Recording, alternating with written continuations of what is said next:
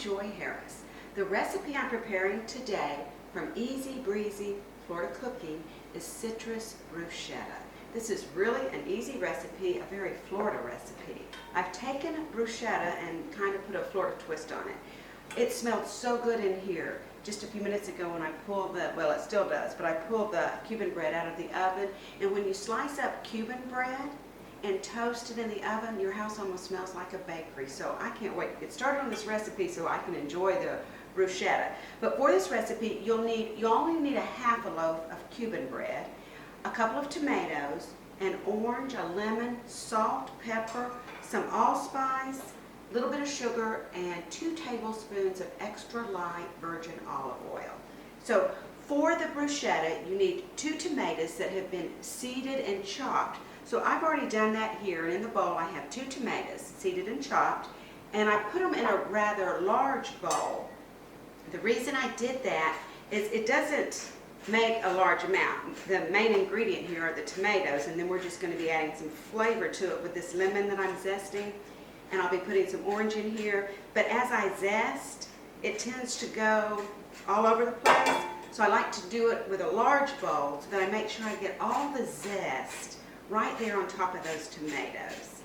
So zest 1 lemon and 1 orange, and make sure that when you're zesting it and you're just removing that bright either orange or yellow color from the fruit, because that's what gives it that great citrusy flavor, and it smells so good with that bread toasting, and now I can smell the orange, and the tomatoes are gorgeous. Okay, after you have zested them, then just cut the orange in half and put a strainer over your bowl, and then just squeeze the orange juice right over the tomatoes.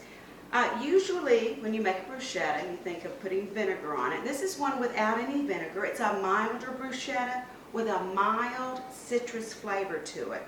So squeeze both halves of the orange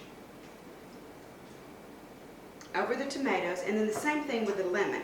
Now the lemon is what gives it a little more tang, and it kind of takes the place of vinegar in here as far as giving it a little acidic twist to it. So just squeeze the juice right over the tomatoes from the orange and the lemon. The hard part's over. The next thing is to add salt and pepper. You need about a half a teaspoon of salt and only a quarter of a teaspoon of pepper. And then also 1/4 teaspoon of allspice.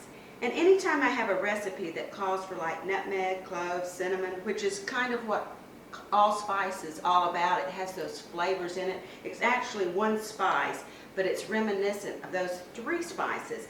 So if you're only going to use a small amount, sometimes it's a good idea to just use allspice, because then you don't have to take just a touch of cinnamon, a touch of nutmeg, just 1/4 teaspoon of allspice.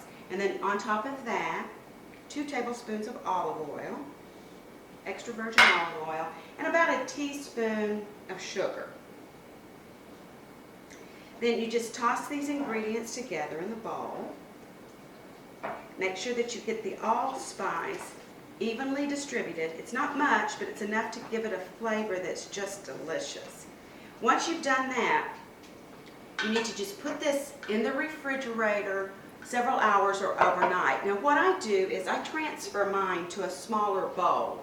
Like I said, I use the large bowl for the zesting. It makes it a little bit easier. Transfer it to a smaller bowl before I put it in the refrigerator. So this has been chilled overnight, and now I'm going to top my toast with it. I took a half a loaf of Cuban bread and toasted it in the oven. Sliced it to about, each one's about a 1/2 inch slice of Cuban bread, and this is just enough of the citrusy tomatoes to go on top of a half a loaf of Cuban bread. When you slice up your bread, and this holds true for just about any loaf bread, if you put it in the freezer for a little bit, let it harden some, or if you put it in the freezer overnight, let it set out for a few minutes to lose a little bit of that hardness, but you want enough so that the bread is firm enough to handle, so that when you cut it, you don't put too much pressure on the bread. When it's frozen, it gives you something to hold on to, and you can get some really nice slices here. And then you just toast the bread because bruschetta really is toasted bread or darkly toasted bread, and then you just put your favorite tomato topping, and here I have citrus bruschetta. This is one of our favorites. Give you an up-close look at it, and a portion of the proceeds from the sale of Easy Breezy Florida Cooking goes to Feeding America. Easy Breezy Florida Cooking by Joy and Jack Harris is available at barnesandnoble.com or Seaside Publishing. Citrus bruschetta. I hope you'll eat it and enjoy. I am.